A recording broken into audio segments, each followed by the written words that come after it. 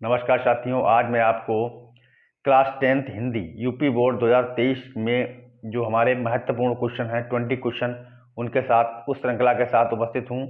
तो आज मैं आपको उन 20 क्वेश्चनों के संबंध में चर्चा करेंगे जो हमारे बहुत ही महत्वपूर्ण होने वाले हैं।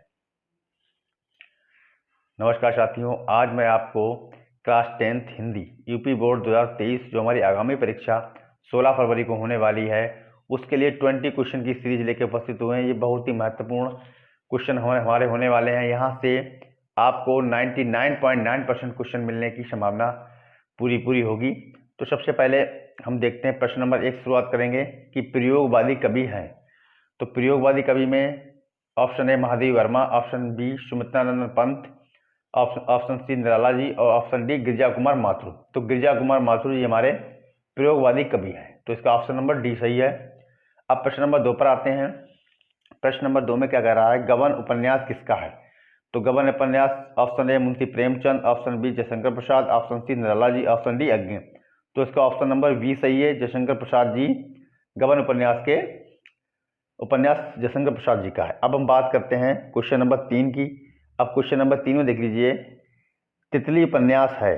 तो number option A Yashpal, option B Premchand, option C Jaishankar Prasad और ऑप्शन डी जैनेन्द्र। तो इसमें भी ऑप्शन सी हमारा सही है, जयशंकर प्रसाद। तितली उपन्यास जो है जयशंकर प्रसाद जी का है। अब हम बात करते हैं प्रश्न नंबर 4 की।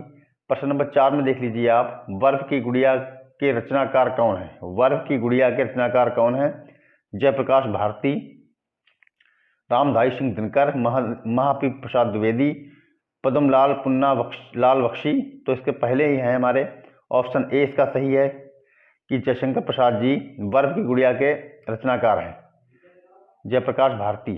चलिए अब हम बात करते हैं क्वेश्चन नंबर 5 की। तो क्वेश्चन नंबर 5 में देख लीजिए, मेरी आत्मकथा किस विधा की रचना है। तो मेरी आत्मकथा उपन्यास, कहानी, आत्मकथा, निबंध। तो इसका ऑप्शन नंबर सी सही है, आत्मकथा। अब हम बात करेंगे प्रश्न नंबर 6 की। तो प्रश्न नंबर 6 में दे रखा है, एकांकी का सम्राट कहा जाता है। एकांकी का सम्राट कहा जाता है राम कुमार वर्मा को, मोहन राकेश को, हजारी प्रसाद द्विवेदी को, रामचंद्र शुक्ल को। तो उसके पहले ही हैं ऑप्शन ए इसका सही है कि राम कुमार वर्मा जी को एकांकी का सम्राट कहा जाता है। ये मोस्ट इंपॉर्टेंट क्वेश्चन है।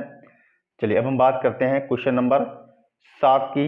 अब क्वेश्चन नंबर 7 पे आ जाइए आप, त्यागपत्र के लेखक का नाम। तो त्यागपत्र के लेखक का नाम देख लीजिए आप, त्यागपत्र के लेखक का नाम क्या है, जैनेन्द्र कुमार, मुंशी प्रेमचंद, जयशंकर प्रसाद, हजारी प्रसाद द्विवेदी। ये बहुत ही मोस्ट इंपॉर्टेंट क्वेश्चन है। इसमें ऑप्शन ए सही है, जैनेन्द्र कुमार। इसका ऑप्शन ए सही है, जैनेन्द्र कुमार। अब हम बात करेंगे प्रश्न नंबर 8 की। तो प्रश्न नंबर 8 में देख लीजिए आप, आंसू किसकी रचना है। तो आंसू हमारी जयशंकर प्रसाद जी की रचना है। इसका ऑप्शन वी सही है, इसका ऑप्शन वी सही है कि आंसू किसकी रचना है, जयशंकर प्रसाद जी की रचना है। चलिए अब हम बात करते हैं क्वेश्चन नंबर 9 की। अब क्वेश्चन नंबर 9 में आप आ जाइए। तो क्वेश्चन नंबर 9 में देख लीजिए आप, चलिए यहाँ से इसको हटा देते हैं। अब क्वेश्चन नंबर 9 पर बात करेंगे।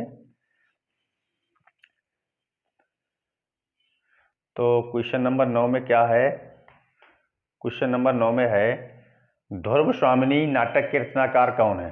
ध्रुव स्वामिनी नाटक के रचनाकार कौन है। तो क्वेश्चन नंबर 9 का सही आंसर है ऑप्शन बी, जयशंकर प्रसाद। ये बहुत ही मोस्ट इंपॉर्टेंट क्वेश्चन है। उसके बाद बात करेंगे, मेरी यूरोप यात्रा किस विधा की रचना है। तो मेरी यूरोप यात्रा किस विधा की रचना है, ये हमारी है यात्रा ग्रंथ, यानी ऑप्शन प्रश्न नंबर 10 का ऑप्शन ए सही है हमारा, यात्रा ग्रंथ। अब बात करेंगे प्रश्न नंबर 11 की। गुनाहों का देवता उपन्यास के लेखक का नाम है। गुनाहों का देवता उपन्यास के लेखक का नाम है। तो प्रश्न नंबर 11 में इसका ऑप्शन नंबर सी सही है, धर्मवीर भारती। इसका ऑप्शन नंबर सी सही है, धर्मवीर भारती। अब हम आते हैं क्वेश्चन नंबर 12 की तरफ।